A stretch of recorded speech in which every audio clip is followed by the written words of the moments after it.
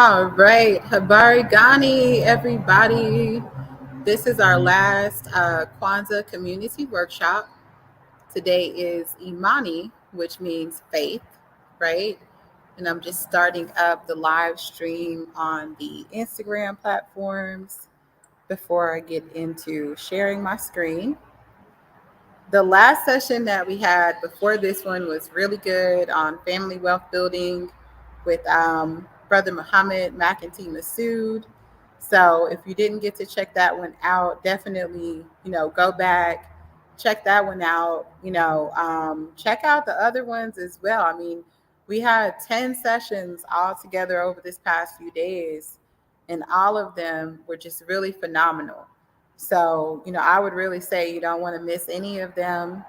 Um, it's a great time for change. It's a great time, to look at our lives and see what we want to change coming into a new year, to change the patterns that we have, the habits that we have and so on, to be able to better fit the goals that we have for this year. So these Kwanzaa community workshops are a great opportunity to learn new things that will help us to make those changes. And I see that some people are coming into the live stream here. So please be sure to drop something into the comments so I know who you are and so I'm able to interact with you. Okay. Don't be shy. Drop a comment in the box. So I'm going to go ahead and start up here with our lesson on family holistic health. I'm going to share my screen. Now, first, let me just give a little bit of background into my own journey of learning about holistic health. I would say I didn't grow up knowing anything about holistic health or even knowing the word holistic health, to begin with. Um, I grew up primarily with my grandmother, and we had a farm. We had pigs. We would go outside. We would, kill the pigs. We would turn it into hog head cheese and chitlins, sausage, this, that, and the other. And so pig feet. There was no thought about holistic health. This was not something that was a part of our household. It was like, if you're hungry, eat as much as you want to eat.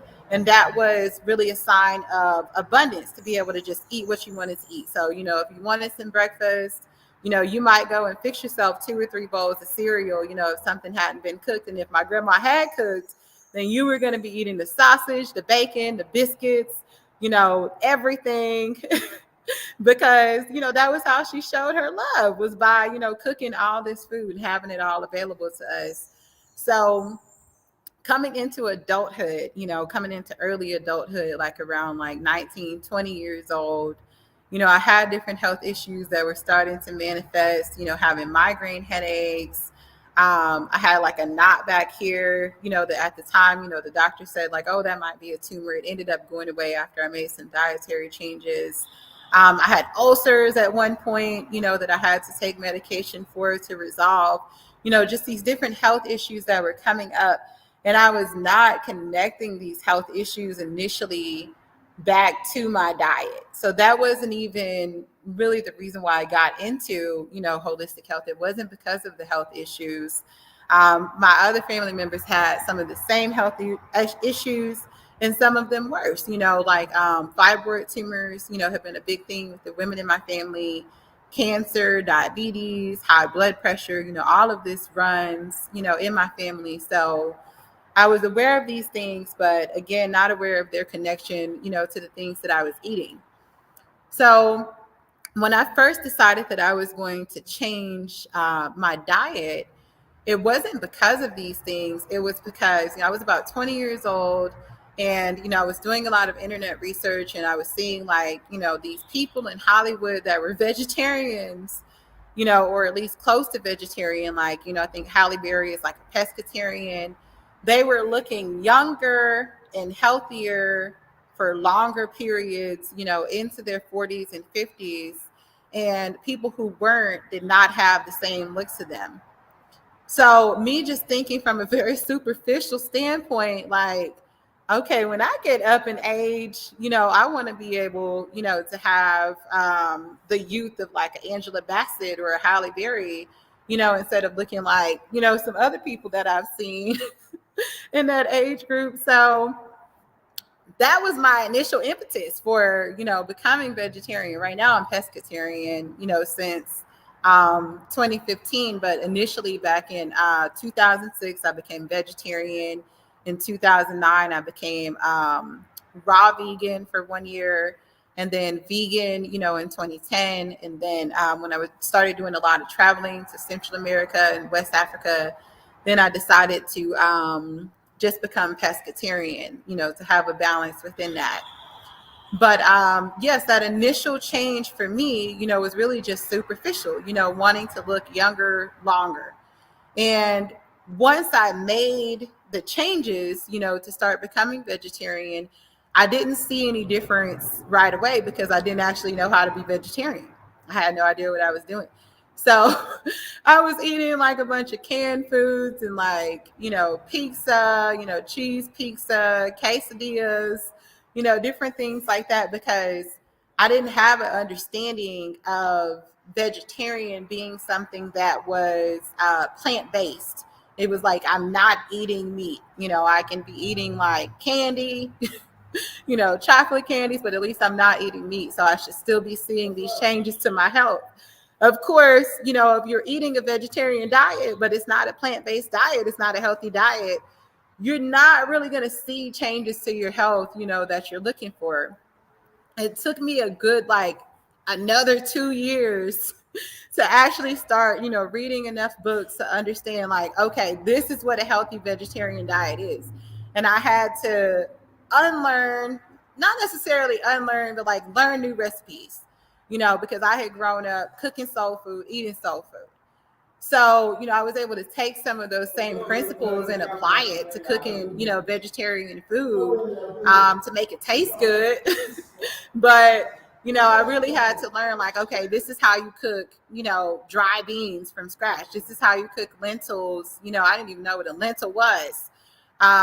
This is how you cook lentils. This is how, you can prepare meals that are just based on, vegetables and grains instead of, having to put a little bit of meat in it. Right.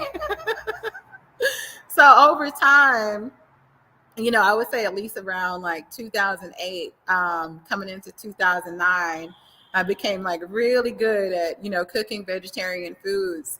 And, that was just one frontier, the food frontier.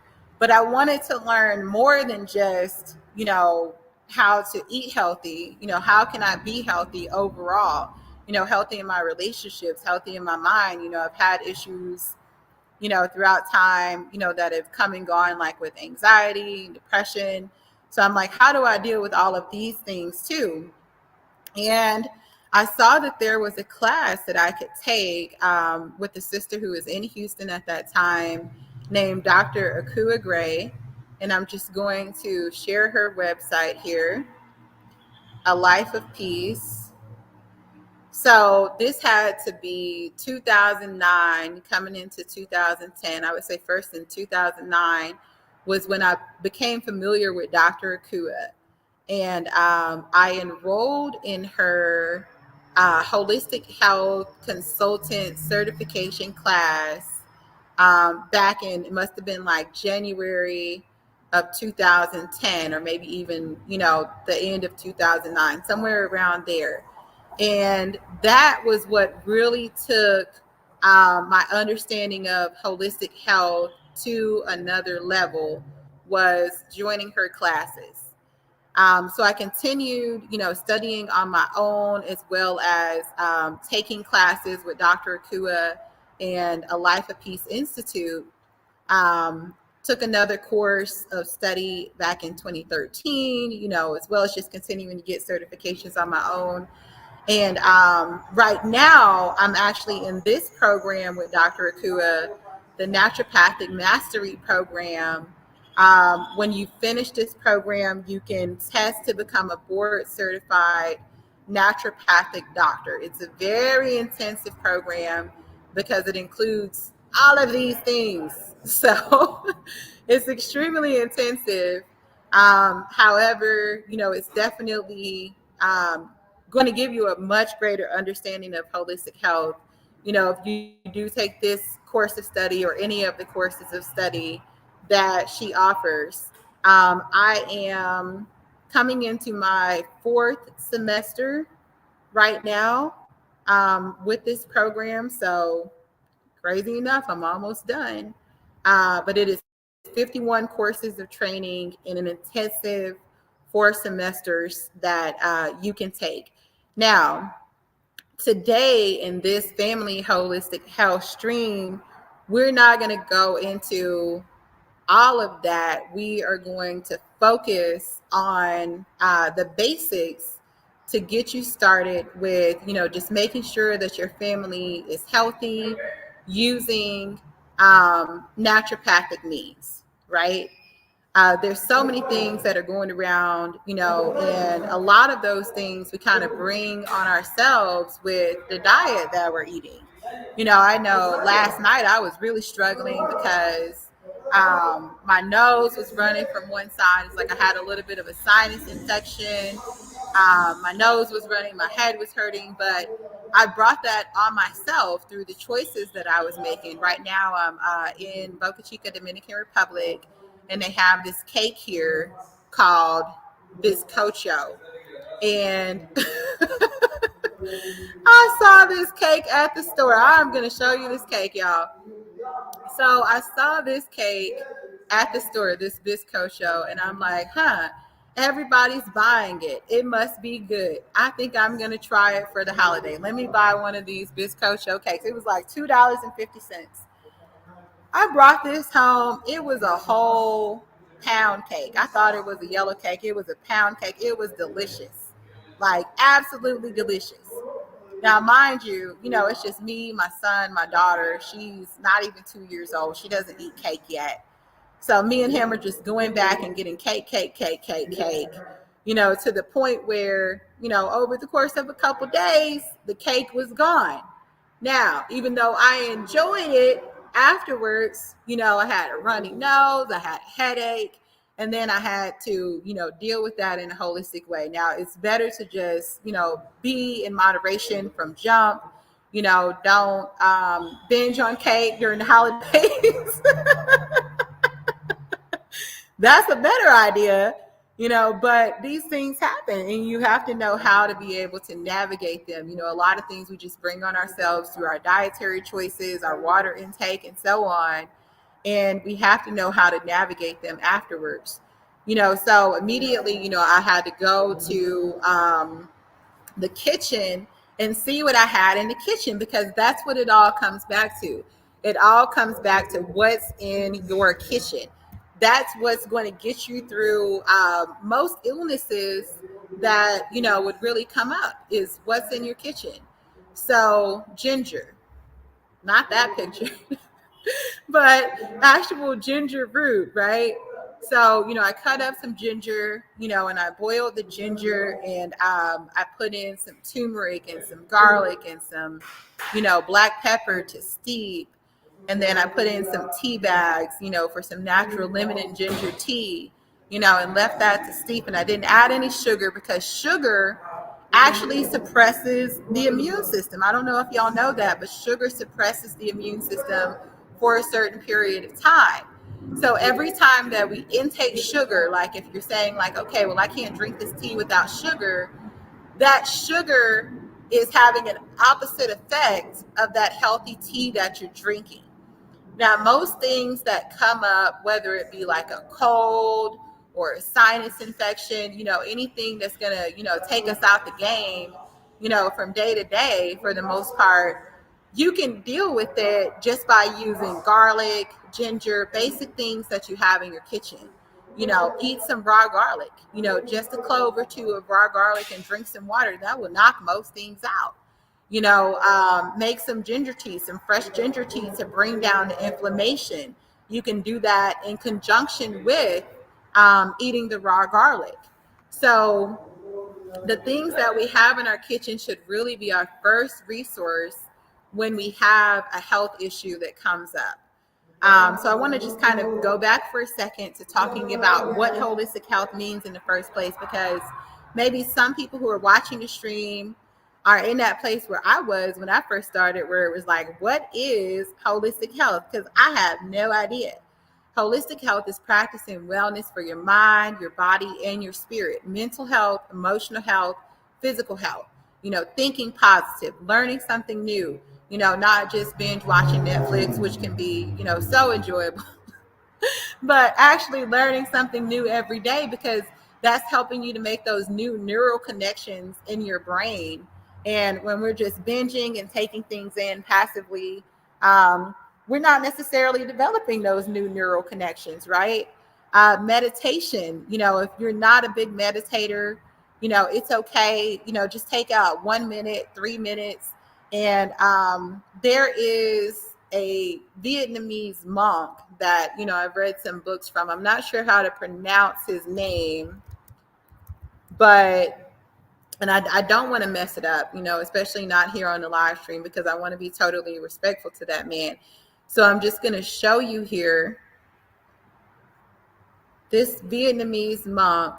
He has a book, I think it was called Breathe, You Are Alive, or something like that. Yes, Breathe, You Are Alive is the name of the book. And in this book, he talks about breathing exercises and meditation. And he says, if you can't quiet your mind to meditate, then instead of trying to quiet your mind, just think in when you breathe in. Think the word in when you breathe in, and think the word out when you breathe out. So that way, instead of trying to get your mind to be completely quiet, which might be too challenging, you have just that one thing that you're focusing on, which is your breath. And you'll notice that, even just doing a little bit of meditation can make a big difference in terms of, helping you to focus more throughout the day on the things that you want to focus on, helping you to get clarity, to listen to your intuition very clearly, to be able to even get better sleep, to balance your adrenal system, your nervous system, so that you're not, on edge all of the time. There's so many benefits to meditation, and it's something that's totally free that we can do anytime, anywhere, no matter what your life situation is.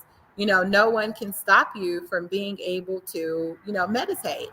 So, if we just look here at some of the benefits of meditation, then we can see that, it's really a long list, right? Meditation helps you with so many different aspects of health, not just mental health, but also physical health as well. It lowers your resting heart rate, makes you more self-aware, controls anxiety. It can help you to lengthen your life, lower your blood pressure, and so many things. So definitely, it doesn't matter what religion that you are, you can take some quiet time to just focus on your breath, that God gave you, and to meditate, right? And this is a big part of mental health.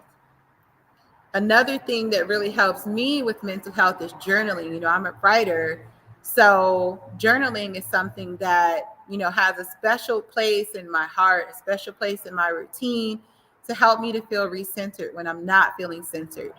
Emotional health can tie to using mantras. There's a mantra that a sister, Colade in Houston, shared with me a while back.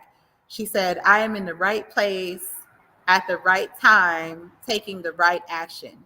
And that really stuck with me as something that, I've used over the years. I am in the right place at the right time, taking the right action. Another one that I really like, that I think Sister Imani Fisher in Houston shared with me maybe 13, 14 years ago at this point, is I am confident, I am competent, I am capable. Using these mantras can really help. My son, he used to always kind of bump into things, bump into the wall, bump into the couch, and hurt himself. And, then he'd be crying. I'm talking about when he was real little.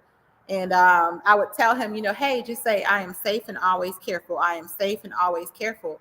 And eventually he stopped hurting himself, because what happens is that when you're using these mantras, they actually change your outlook on the world.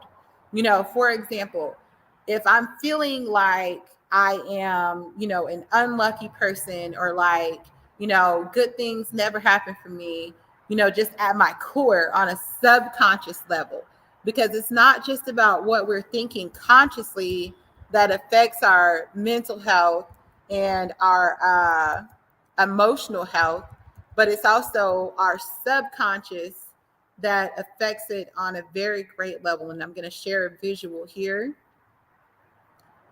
in just a second. Here we go.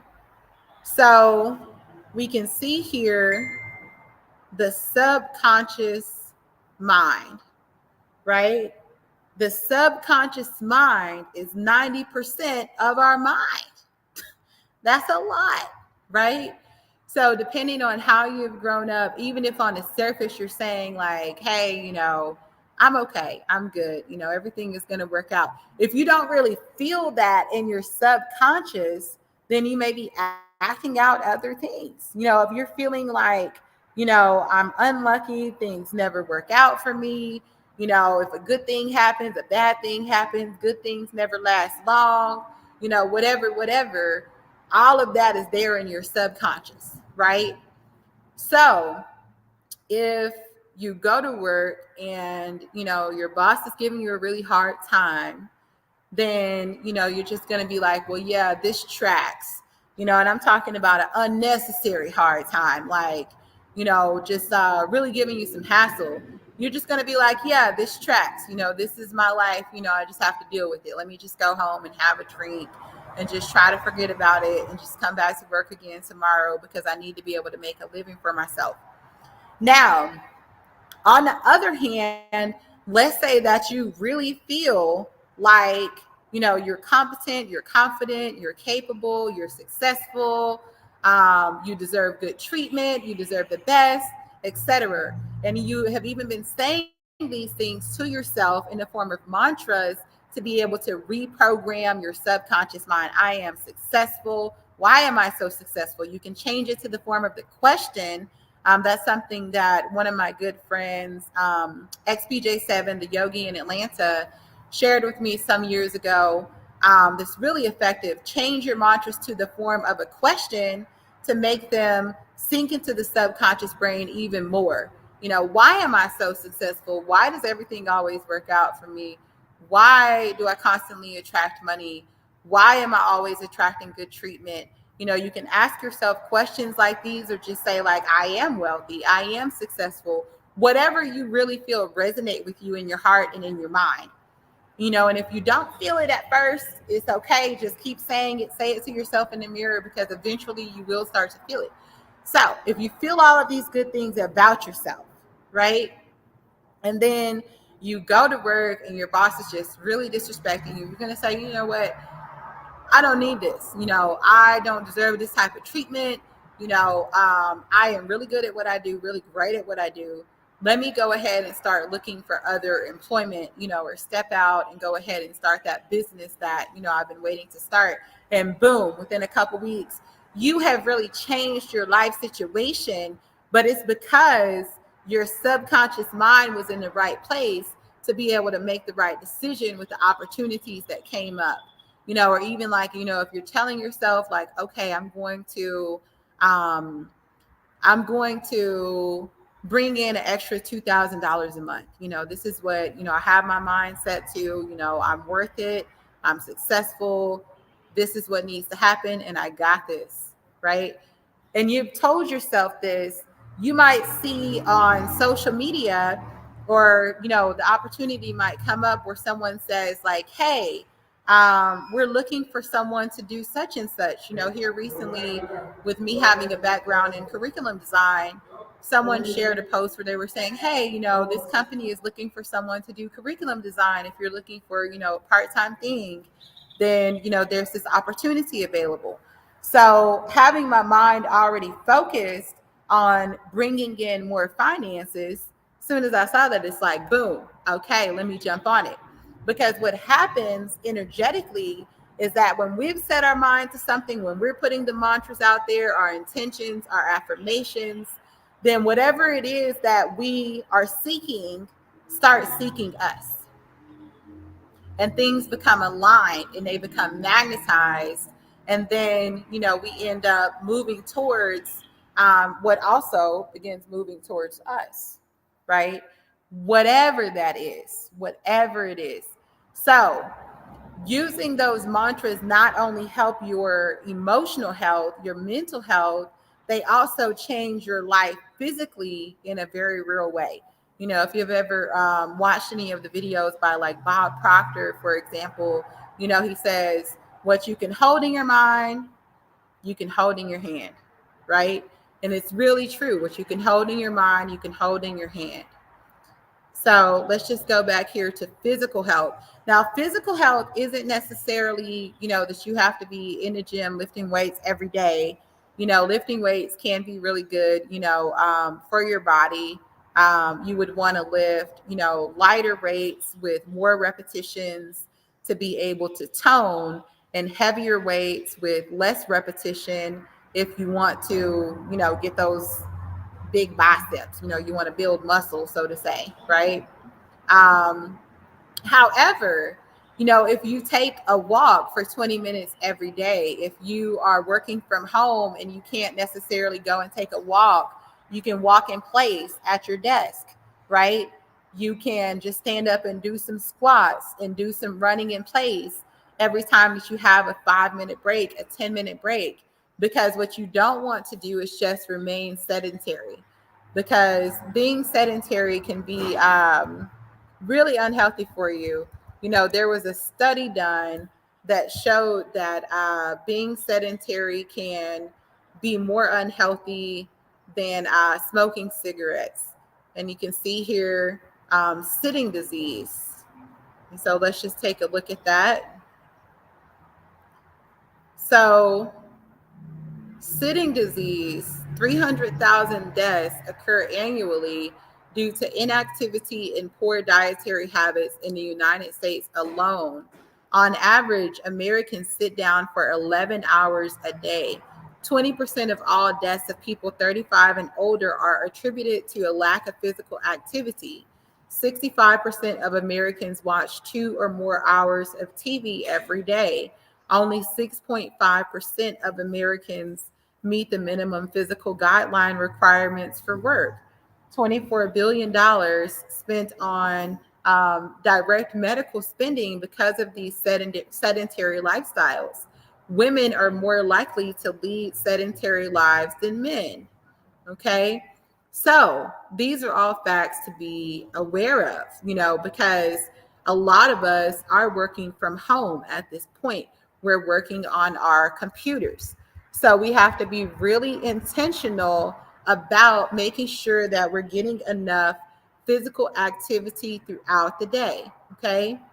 So if we look here, this is a resource that I use on YouTube. If you put in like beginner's walk, beginner's 1 mile walk, what I will do is actually just play this from the TV while I'm working on the computer, and I'll move the computer up to a higher place, so that I can still continue, teaching my class or doing whatever I'm doing on the computer. And I will just be going through this walk at the same time, so that over the course of the day, I can get in 1 mile or sometimes 5 miles. And that really helps me with my energy, with my digestion, all of that. Another resource that I often use is Grow with Joe. And this is one that, women may gravitate to more than men. But, she has a lot of great workouts that are anywhere from 10 minutes to an hour that, you can really easily do in the morning or at night. You don't want to work out like right before you lay down for bed, but, earlier in the evening, a couple hours before bed, definitely you can, get a workout in. And you can do something like this and kind of be maybe having your computer open, at the same time and kind of checking back in on whatever your work tasks are. If you literally have no time, to be able to work out, but it's really important to get in that movement, and I recommend, going outside and taking a walk, even if it's for 10 minutes, 20 minutes, because being out in the sunlight, breathing in fresh air, those things help us mentally, emotionally, give us vitamin D. All of those things are helping us on a deeper level with our health than only doing the workouts that are, inside of the house or inside of the gym. So definitely, get that outdoor time as well. Now, working out doesn't have to be all like jump up and down, I'm taking a walk, I'm doing cardio. Working out can be belly dancing. If you're interested in, belly dance, then there's so many even free resources, on YouTube and so on, that, you can tap into to be able to get started, right? My best friend actually does hula hooping. So, that's another resource, is like getting into hula hooping and, doing that as a fitness activity. And so if you get a hula hoop, for a couple dollars, from the store, then you can lose a lot of weight doing something that's actually fun.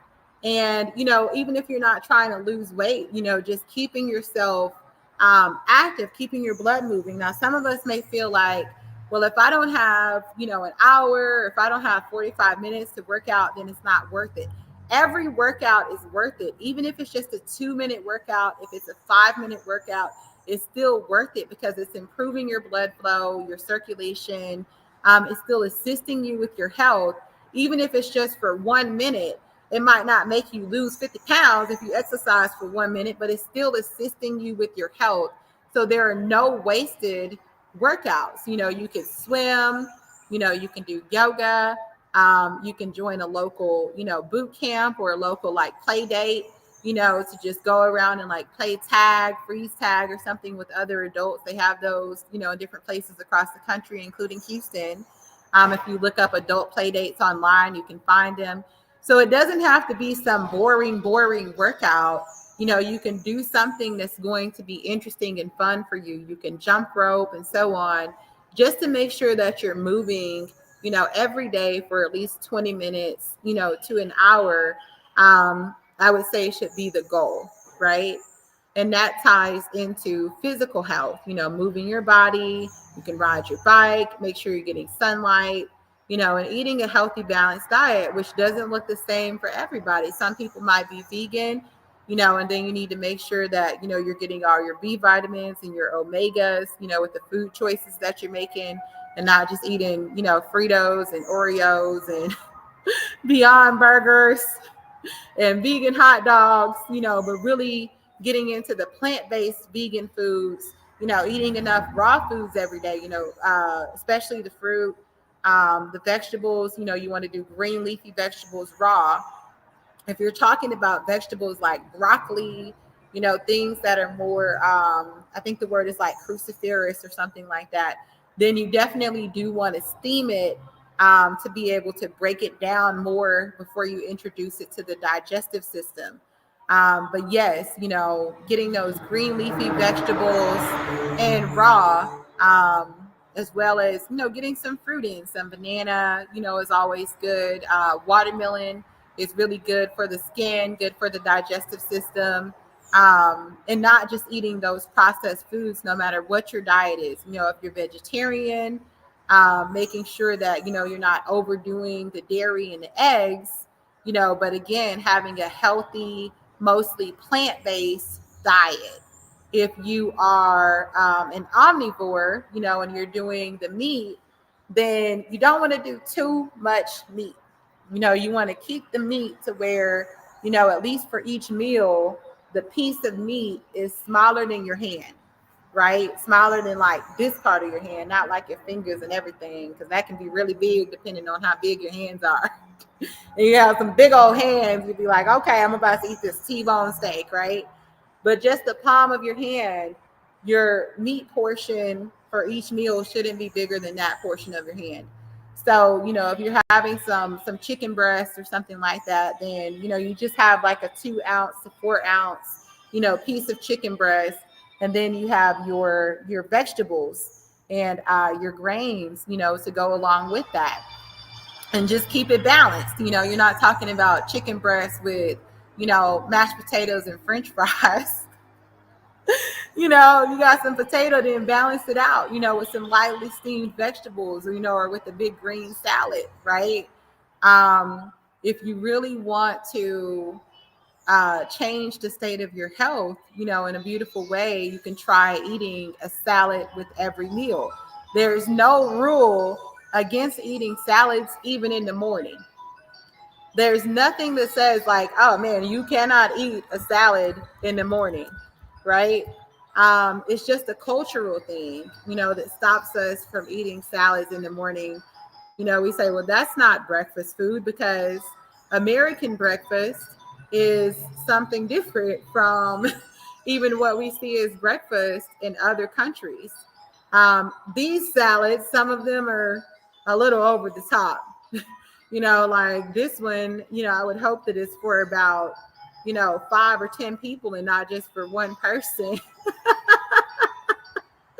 It can just be a plain salad, with some lemon on it and some olive oil. It doesn't have to have, bacon bits and eggs and avocado and 20 million different things. Having some avocado or one egg, okay. But if you're having avocado, that's protein. If you're having egg, that's protein. So really, you could even do one or the other, instead of doing both at the same time, on a salad, just depending on how much physical activity that you're getting and how much protein that you actually need for your, particular lifestyle that you're living. If you're living a sedentary lifestyle and that you're sitting down for 10, 11 hours every day, this is not the salad that you need, because you're not going to burn those calories, you know?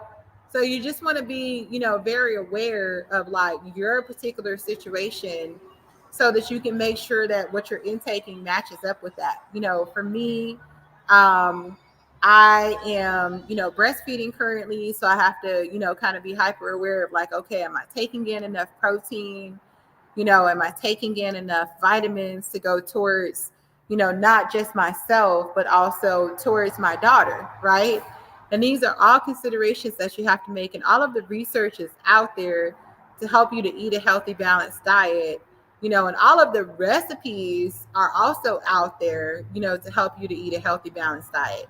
If you have grown up eating a certain way, it doesn't mean you have to keep eating that same thing. If you just do a quick search, like, okay, what are vegan foods that, I can cook with just 5 ingredients? You're going to find 50 million recipes for that, right? So just take the time to, educate yourself. And I'm just going to check the stream to see if there are any questions. Yes, so eating right before going to bed. I see that comment from Brother Gordon. Yes, so eating right before going to bed is not good for you.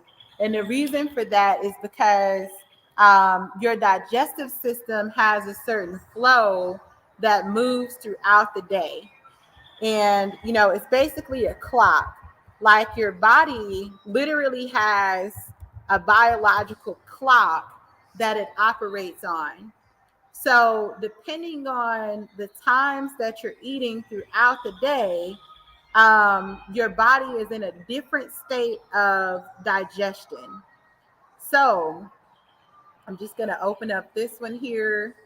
Now, in the mornings, when you have your breakfast, you're breaking your fast. That's why it's called breakfast. It's break fast, right? Because over the course of the night, your digestive system is working, your body is healing. If you're a child, you can actually only grow while you're sleeping. So if you're a child, your growth is taking place while you're sleeping. So your digestive system is working, your growth is taking place. If you're an adult, your body is doing all its healing while you're sleeping. So you're healing, your body is doing a lot of work, right? So you don't want to give your body extra work to do because it's going to take away from that essential work that it has to do, right?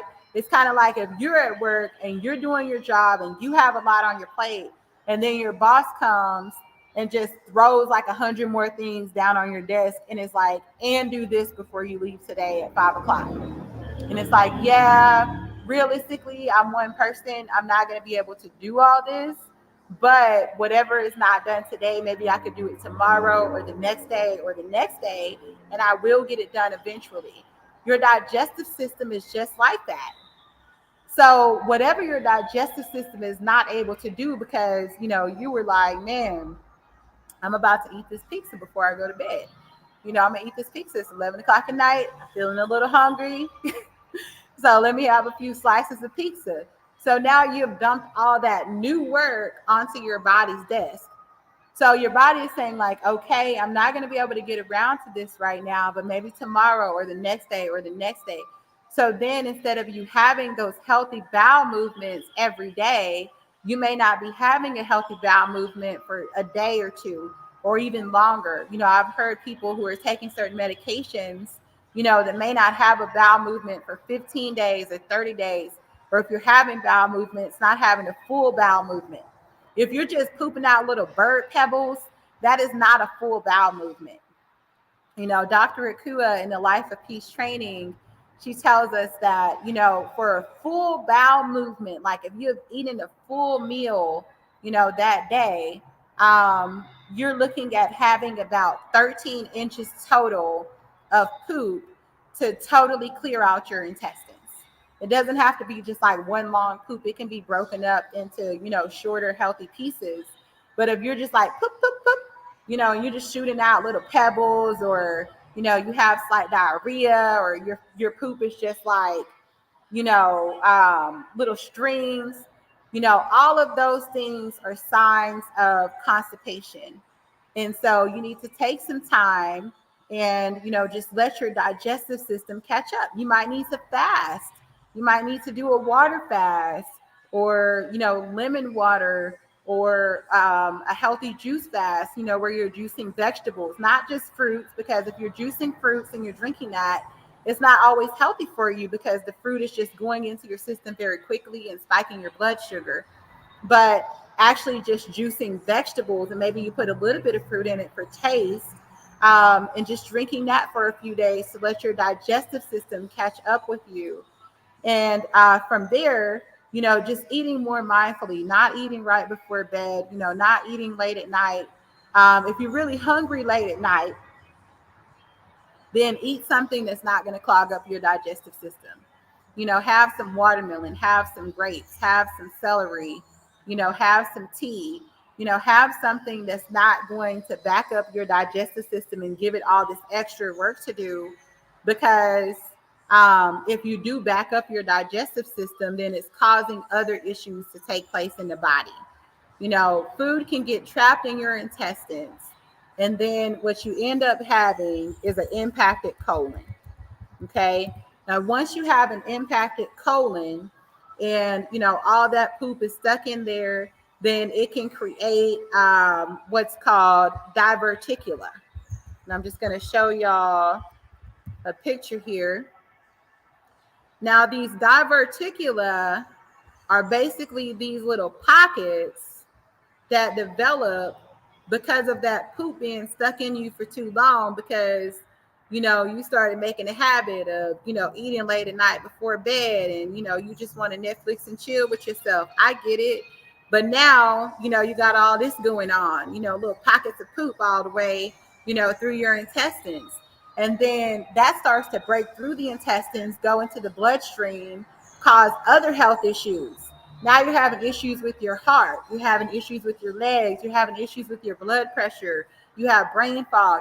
You don't know what's going on. You go to the doctor. What are they going to tell you? Oh, take this medication, this medication, this medication.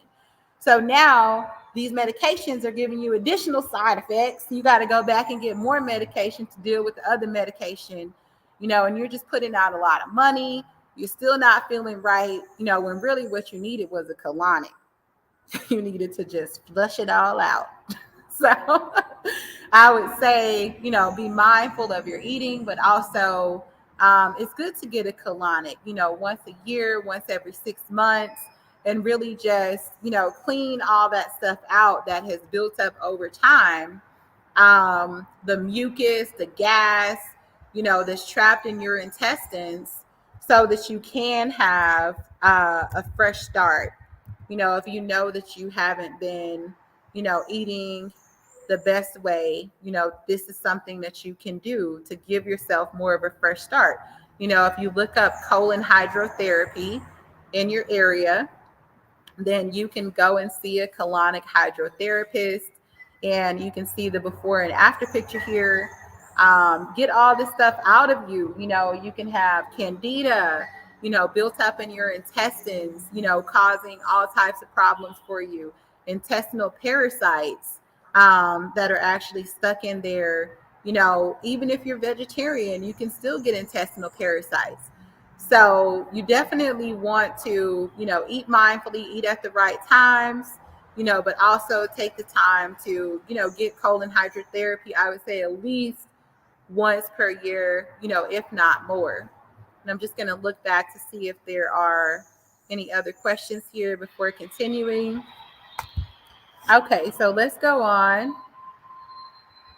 All right, so let's look at some herbs that assist you with your health. So, moringa is one of the herbs that you want to have in the house um, for any type of family issues that come up with nutrition.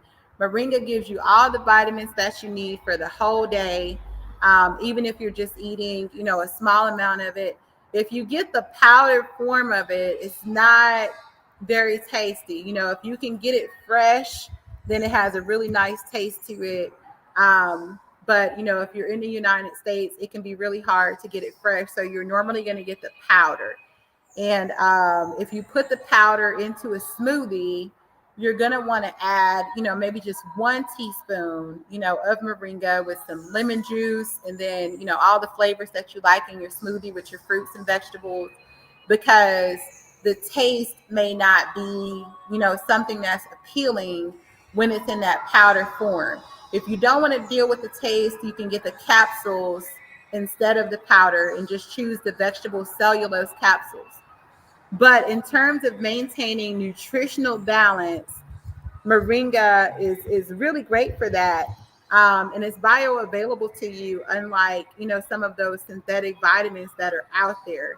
You can see all these benefits for moringa: normalizes blood sugar, appetite suppressant, antioxidant, anti-inflammatory, helps your hair grow, eliminates constipation, it's anti-tumor, gets rid of wrinkles and age lines, antifungal, normalizes your blood pressure. It has 92 nutrients, 46 antioxidants. It's too much for me to even say. I don't have time to even list all the benefits of moringa. So just get you some, because it's clear that you should get you some. So why wouldn't you? Right? So let's go to the next one, turmeric. Now with turmeric, that's an anti-inflammatory. You want to take it with some black pepper to activate it. You don't want to take too much turmeric and just go crazy with it, where you're just like, eating turmeric by the pound, because at that point it could affect your liver. But if you're eating a normal amount, like a food-based amount, and not just like chucking down, capsules of it, 100 per day, which some people have done before because people crazy. Um, then it can help you to prevent heart disease. It may even help to prevent cancer, Alzheimer's, because of those antioxidant and anti-inflammatory properties. Now, these things can just be kept in your kitchen and put into your food. It's not rocket science. Like, you just get you some turmeric for cooking, right? And you're going to put some salt, you're going to put some pepper into your food. That. So while you're adding your salt and your pepper, just go ahead and add some turmeric in as well. And it has a really nice earthy flavor. You can make curries with it. You can put it in your collard greens. You can put it into your smoothies. You can put it on your cauliflower.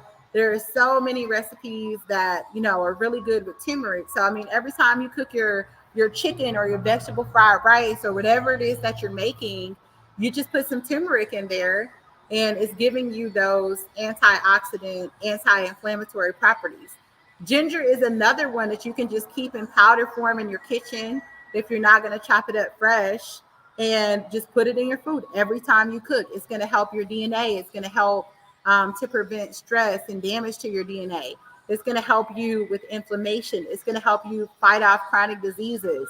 It's going to help with your lungs, with healthy aging. Just by you keeping it in the kitchen cabinet and sprinkle, sprinkle, sprinkle, sprinkle every time you cook, put some ginger in it, right? Peppermint helps with headaches. When you have a headache, drink some peppermint tea, right? It has many other properties as well. So it's just something to keep in your cabinet, as a tea. Chamomile helps you with sleeping, helps with fighting insomnia, and it has many other health benefits as well. Lemongrass is another one that has many health benefits. Aloe vera, you can intake it to be able to help your digestive system, help your skin, your hair. You don't want to drink more than about 2 ounces of aloe vera at a time and mix it with water, because it can have a laxative effect. And then you're really going to be going to the toilet. It helps to balance your blood sugar. It heals cuts and burns when you apply it topically. Garlic, whenever you feel yourself coming down with a little cold, a little flu, whatever, you just go ahead, eat you some raw garlic, some good quality organic honey. If you don't have organic honey, that's okay. Just eat you some garlic and honey. And, within 24 to 48 hours, you're generally going to feel better. If you might have worms, because we all might have worms, get you some pineapple or eat the seeds of a papaya to kill off those worms, and then you'll notice you're able to think with more clarity, move with more energy, because you really had worms and you just didn't know. Okay. These are the vegetables and fruits that we need to be aware of, that we really need to buy organic if possible. Celery, peaches, strawberries, apples, blueberries, nectarines, bell peppers, spinach, cherries, kale, collard greens, potatoes, and grapes that are imported. So any of these are going to have the highest level of pesticides in them if you're buying them conventionally and not organic. So if you buy those organic, then you can manage your budget without having to buy everything organic. You might not be able to afford to buy everything organic. Take down that list, buy those organic. And then the Clean 15, these have the least amount of pesticides, onions, avocado, sweet corn. Now, corn probably going to be GMO, so just be aware of that. Pineapple, mango, sweet peas, asparagus, kiwi, cabbage, eggplant, cantaloupe, watermelon, grapefruit, sweet potato, and honeydew melon. Okay. So, you can pull this list back up on Google if you look up the Dirty Dozen, for fruits and vegetables, and just be aware of that in terms of your grocery shopping decisions, and try to get those Dirty Dozen organic if you can. Now, there are just a couple more things that I want to share before we close out here today, because right now, a lot of people are catching that 2020 virus. I'm not going to name it. They might take down my post. And got to make it some elderberry syrup. So, go to YouTube, and this is a really great video. It's put out by the Homesteading Family Immune Boosting Elderberry Syrup. It's a 10-minute video that's going to really change your life. If you make this elderberry syrup and you just keep it in rotation in your house, so that you're able to keep all of your family's immune system strong. This is something that you can give to anyone, who's over about 2 years old, because it's made with honey. If you have someone who's under 2, you would want to make a different version without the honey, of course, to prevent botulism. But yes, so immune boosting elderberry syrup, that's something that you want to learn how to make. Now, you might be like, well, where do I find elderberries in the first place? Because that's not something they sell at my grocery store. You can go on Amazon. I usually go to Mountain Rose Herbs. They have good prices. They have good products. So if you look on here, mountainroseherbs.com, and then you put in elderberry, then you'll see the different size options, that are available to purchase. And you want to get the actual elderberries to make your elderberry syrup. So you see, you can get a pound of elderberries for about $35, which you're not going to use that whole pound when you make your elderberry syrup generally. I used probably about 4 ounces the last time that I made my elderberry syrup. And I ended up having literally 6 or 8 bottles of elderberry syrup. Like, I was giving it away in addition to using it for my own family because I had so much elderberry syrup. So it may seem expensive when you just look at the price and you think about, like, well, a pound of grapes is not that much. Grapes are not used the same way. These are dried, it's concentrated. So you're not going to use, the whole $35 worth of elderberries in like 1 week. This might be something that will last you 6 months or even a year, once you actually make the elderberry syrup from the berries. Another resource to be aware of in terms of fighting that 2020 virus is golden seal. Now, golden seal, you just want to be mindful of making sure that, if it's a child, that they're old enough to take golden seal. And you want to get the tincture of golden seal.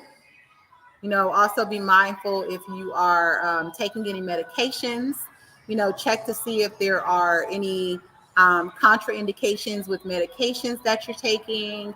If you're breastfeeding or pregnant, you also want to be aware, of any, contraindications. But other than that, it's just like with anything else, you have to do your research. Now, the golden seal, if you take that along with the elderberry, just saying, 24, 48 hours.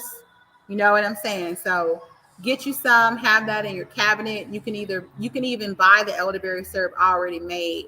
But of course, if you make it fresh, then it can be, even more impactful for you, right? So those are some resources that you definitely want to be aware of. One of my best friends here recently had an issue with gout, that was very painful. And just with a quick search, I was like, okay, let me put you together some things. And I put him together some magnesium, some ginger, some lemon, some nettle tea, and some tart cherry juice, and just sent that, via Instacart. And within a day, his pain had gone down by over 50%. And within a week, it was totally gone, just with things from the grocery store, from the cabinet, right? So if you have a health issue that comes up, first look at reputable sources like Healthline to see if there's something that you can get from the grocery store to be able to address your issue. If there's something you can get from the cabinet that's going to address your issue, instead of running straight to the OTCs or the prescription medications, especially if they're not treating the issue, but only treating the symptom, right? Because there's a difference. If it's only treating the symptom, what are you going to do about the issue? Are you just going to let it continue to, to get worse? Or are you going to solve that? Now, Brother Gordon also mentioned speaking on intermittent fasting. Now, intermittent fasting can be really good for not just like weight loss and weight management, but also for healing the body. So if you're going through some type of health issue, like you have a virus, you have a cold, that you want to knock out, taking some time and just not eating will generally help you to knock that thing out of your body, because your body has less work to do with processing food. So it's able to do more work on just healing the issue that you have. Intermittent fasting means you don't eat for a period of time each day or each week, right? So maybe you only eat during an 8-hour window, and then you don't eat during the other 16 hours of the day. This does wonders for the body, not only in terms of weight management, but also in terms of health. You may choose, the 14-10. There are many different choices with intermittent fasting that you can choose from depending on your needs and your lifestyle. But the whole point of it is that you want to stop eating at some point. You don't just want to keep eating and eating and eating and eating, and then you're going to bed and you're eating, and you're waking up and you're eating, because that's really taxing for your body and for your immune system, right? So if you're fasting for 14 hours, if you're fasting for 16 hours, if you're fasting for 12 hours, any of those things are going to assist you with being healthier and even managing your weight. So like, for example, with the 16-10 diet, you may have your first meal, around the afternoon time, like 12 p.m. In the morning. You may just have some tea or something, or even coffee with no sugar, added to it. Make sure you're drinking a big glass of water first thing in the morning, room temperature. You can add lemon juice to the water to even help your digestive system, more. If you're not taking, any medications, you can add a pinch of cayenne pepper to stimulate the digestive system even more if you like. Cayenne pepper doesn't go well with high blood pressure medication, though. If you're taking that, you don't want to do too much cayenne pepper at all. But yeah, so you're having your first like real meal like around like 12 o'clock, right? And then you have your last meal by 8 p.m. So if you want to eat breakfast, lunch, dinner, you can do that. But you're doing that between 12 p.m. and 8 p.m. or between 11 p.m. and 7 p.m., for example, or 10 a.m. to 6 p.m. And that way you're letting your body just recover for the rest of the day. And really, we don't need to eat 3 times a day unless it's like you're pregnant, you breastfeeding, you got some special issue, you're working out a lot, burning all those calories. But if not, you might just eat 2 times a day or even 1 time a day. If you're living a sedentary lifestyle, you can eat 1 meal a day, and that's fine. You don't really need as many calories as you might, think that you need throughout the day, right? So just something to be aware of is intermittent fasting. And of course, just do your own research, watch some YouTube videos and see if any of this resonates with you. So here's, a little infographic here. Wake up, tea, more tea, big meal number 1 at 12 p.m., working out, big meal number 2, and then maybe having a little snack like an apple, or some celery or something right at 8 p.m. And then, it's time to go to sleep. You got to sleep so your body can heal. If you don't sleep, your body can't heal. If you don't sleep, you're going to have, weight issues, probably because, sleeping is an essential function of the body. A lot of us be out here just thinking like, I don't really need sleep. It's like, you need to go to sleep. I need to go to sleep. I think I'm gonna go take a nap right now. So, you got to make sure that you're getting your sleep as a part of, holistic health as well. Can't just be go, go, go, go, go all the time. Okay. So any more questions, just put them in the chat, before we shut down here. And again, it's really helped me to check out, A Life of Peace with Dr. Akua Gray. So that's a great resource, for you all to check out as well. As far as learning more, taking courses and so on, to be able to, get a deeper understanding of holistic health, and even, get training in like Reiki, becoming a doula, et cetera, depending on what your goals are. So if there are no questions, then I just want to thank you all again for coming to our Kwanzaa community workshops over this past 3 or 4 days, that we've had this series of talks. This is the 10th talk in the series. So if this is your first time seeing one of our Kwanzaa community workshops, that means you missed the other 9 talks.